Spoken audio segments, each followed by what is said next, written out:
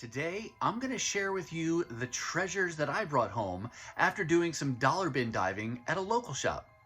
Check it out.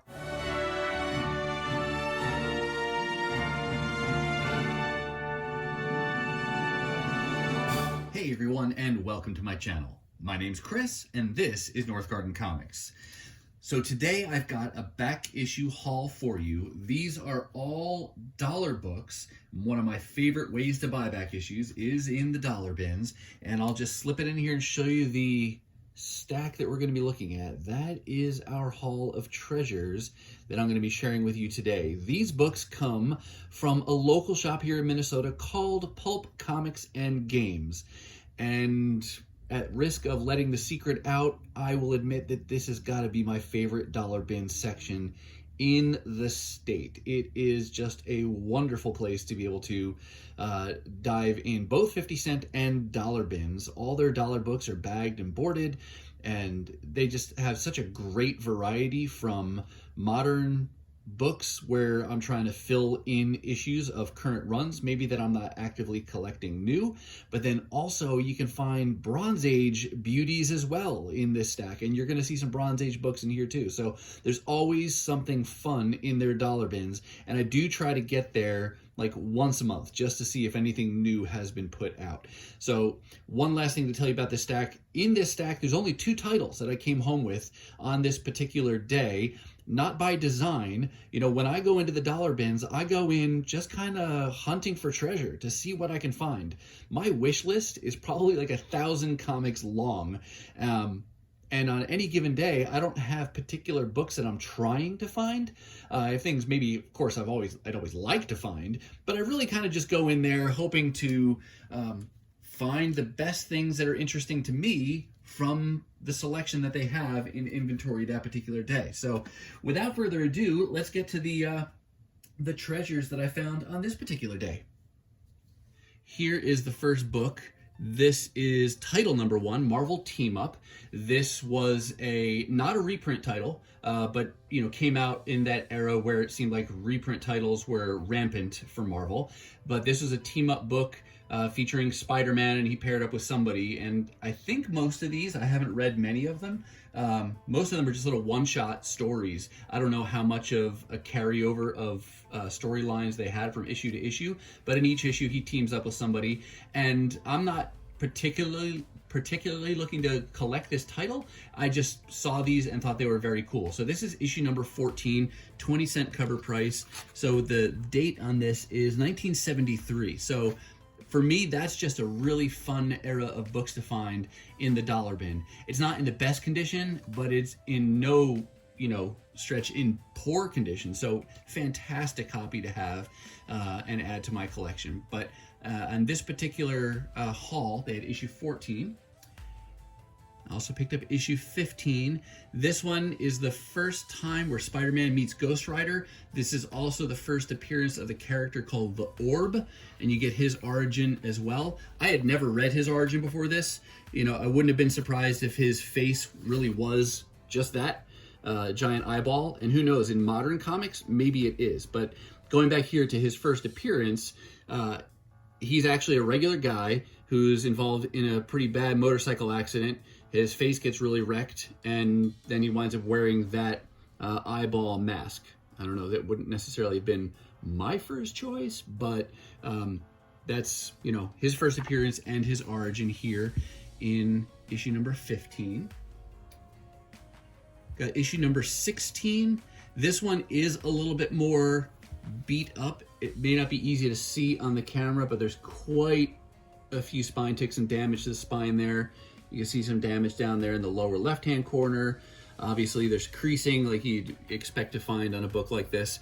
But again, for just $1, it's very cool to have a Bronze Age book like this. And this, I guess, is the first appearance of this character here, the Basilisk.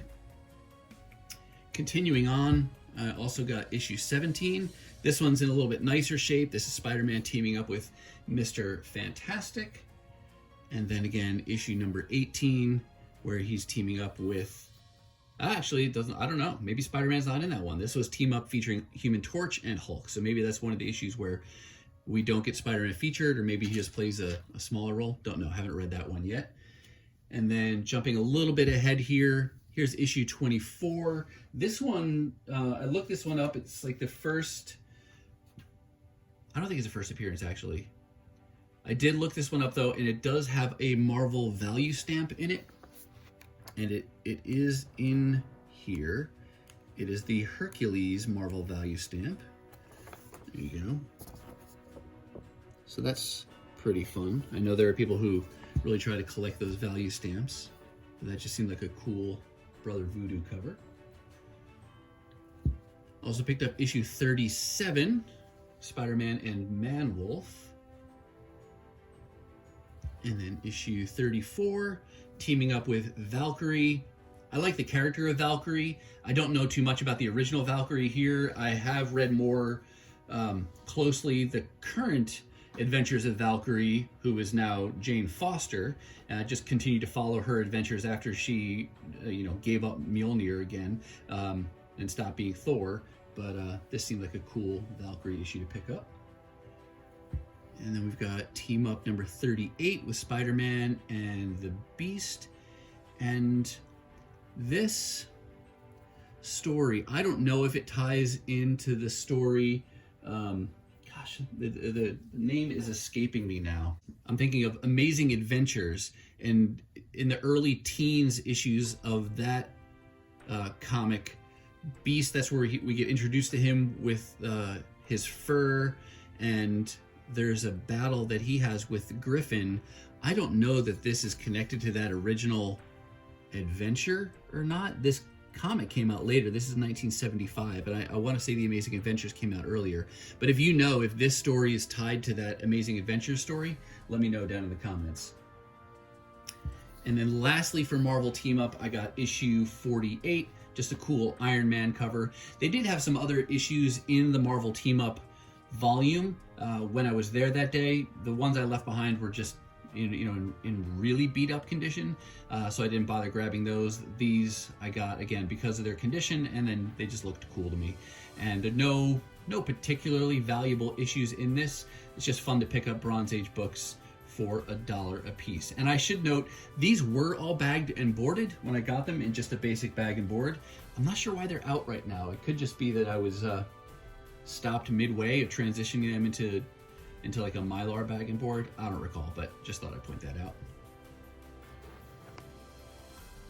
And the second set of books here to show you, or the second title of books, they all come from Marvel Tales. This is a reprint title for Marvel, reprinting, I think they reprinted several different characters in the early issues, but it quickly became a reprint title for Spider-Man. And as I was looking through online, which titles, which issues got reprinted, it's not in like a straight chronological order. It jumps around, and it doesn't even stick to Amazing Spider-Man. Some of the reprints are Amazing Spider-Man issues, some of them are Spectacular Spider-Man, some of them are Marvel Team Up reprints. So there's a variety of titles that get reprinted here, but they all have to do with Spider-Man. I don't have a very long wish list for this title as well, but there are some issues that I do have on my wish list that I've been keeping an eye out for, and I was able to score a really good run today. In fact, I'll point out the one section of this haul here I'll share with you just had me so excited, because you ever have a run of books that you're looking for, and most of the time you piece them together little by little, but every once in a while you find them all at once, and that's what happened today, and it was fantastic, and I'll show you those in just a minute here. But starting out here first though with Marvel Tales number 192, this actually reprints Amazing Spider-Man issues 121 and 122, which was the death of Gwen Stacy, as you can see indicated on the cover there. And then the second part of it is, I believe, the death of Green Goblin. So that's just a cool, classic Spider-Man tale to have, even in a reprint form. So happy to have it as a reprint. Then I got issue 193 for a couple reasons. The primary was because of this cool Marvel 25th anniversary border cover, and whenever I find those for $1 or so, I like to pick those up. This one, I took some notes on this. 193 reprints Marvel Team Up number 59, and then also a portion of Amazing Spider-Man Annual number 1, the story where he first meets the Fantastic Four. So that's what's internally significant about that title, or that issue. Jumping a little bit ahead here to issue number 201. This would have been really cool if it was Marvel Team Up. Wow, I'm getting tongue-tied today. But it's still cool to find it in a reprint in the form of Marvel Tales. This is the first appearance of Captain Britain in US comics. So the Marvel Team Up issue where that was originally printed, they did not have that one when I was digging. They could have, but maybe somebody got to it before I did. But I did come away with the Marvel Tales reprint. This issue also happens to be the first time they introduced Spider-Ham as a backup series or backup stories in each of the issues. That's a little bit significant. And now we get to the run that I am most excited to share with you. This is a run of books that was really a cover buy for me. This was cover art that I have had on my wish list for a while now. They are not terribly valuable, which is, I guess, a little surprising, but not terribly surprising. But who knows, maybe someday they will be. Many people are very familiar with Todd McFarlane's art on Amazing Spider-Man, but maybe a little lesser known, he did a run of covers for the Marvel Tales title as well. So he did not do interior art. These are still reprinting of earlier, Spider-Man stories, but he did the covers for every issue from 223 to 239. And like I said, I would have been just content to find one or two of these and then some more later down the road, and et cetera, et cetera. But they had every Todd McFarlane cover in the store that day for $1 a piece. And so I was super pumped to grab them all. And I'm really excited to be able to share these with you because, like I said, you don't see too many people showing these today. They focus on some of McFarlane's, bigger, more valuable works. But if you're a Todd McFarlane fan, these are a fun, affordable piece to add to your collection. So there's issue 223, like I said, the first one that he did. And this, trying to think, checking my notes here if there's anything significant about this. Oh, 223 to 227 reprint Amazing Spider-Man 88 to 92. So that's what they're reprinting there. Here's 224, the Doc Ock on the cover there. This is a cover I had seen numerous times before. I think it's just a beautiful cover.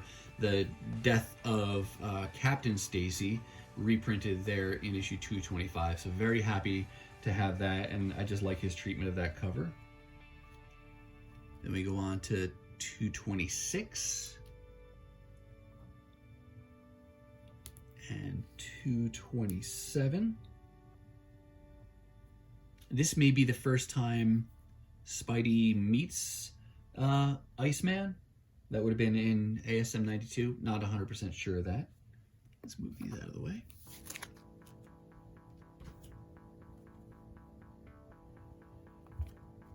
This is issue 228 with Angel there. And then 229, Angel and Iceman. And like I said, these reprint a variety of different titles, all featuring Spider-Man. Issues 228 and 229 of Marvel Tales reprint Spectacular Spider-Man, issues 17 and 18. So you can see how it jumps around there. That's a cool Dazzler cover there for issue number 230. And one of the, just a few of the newsstand copies that they had there for some of these issues. There's 231. Love that cover. I just love all the colors and Dazzler front and center there. That's a great cover. 231 and 232, those reprint Marvel Team Up, issues 108 and 109. Again, so we're kind of jumping around, maybe probably just an editorial decision to see which titles do they want to reprint which issues. Then moving ahead here, here's issue 233.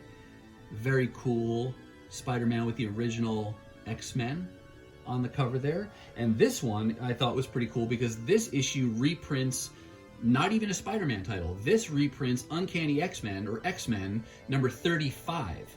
So we're going way back to Silver Age, and it's the first time Spidey meets the original X-Men. So that's a cool reprint to have as well, because I don't know how soon I'll be finding X-Men number 35 in the dollar bins, so I'll be content with the reprint. Continuing on, here's issue 234, and there was a whole run of these where they were, you know, showing reprinted tales of Spidey teaming up with the various mutant characters. There's a classic cover, number 235. And I think, is it 235 and 236? These two here, 35 and 36. Those are where he's teaming up with, Spider-Man's teaming up with the all-new, all-different X-Men. And I think those reprint what show Marvel Team Up Annual number 1. Yeah, so that Marvel Team Up Annual number 1 is actually reprinted, must be first half, second half in 235, 236. But that's his first team up there with the all new, all different X-Men. And then there's issue 237 with Nightcrawler and Colossus. These $1 price tags, those are all in the plastic bag, nothing on the books. Here's a cool cover with Spidey and Juggernaut. And then last, certainly not least, issue number 239 with Spidey and Beast. And interestingly, that issue there, 239, reprints Marvel Team Up number 38, which I showed you earlier here. So now I have that story twice. One in its original format and then once as a reprint. But again, I could not have been more excited than I was to find that entire run of Todd Mcfarlane covers from Marvel Tales. And again, yeah, happy to have them in my collection and happy to be able to share them with you.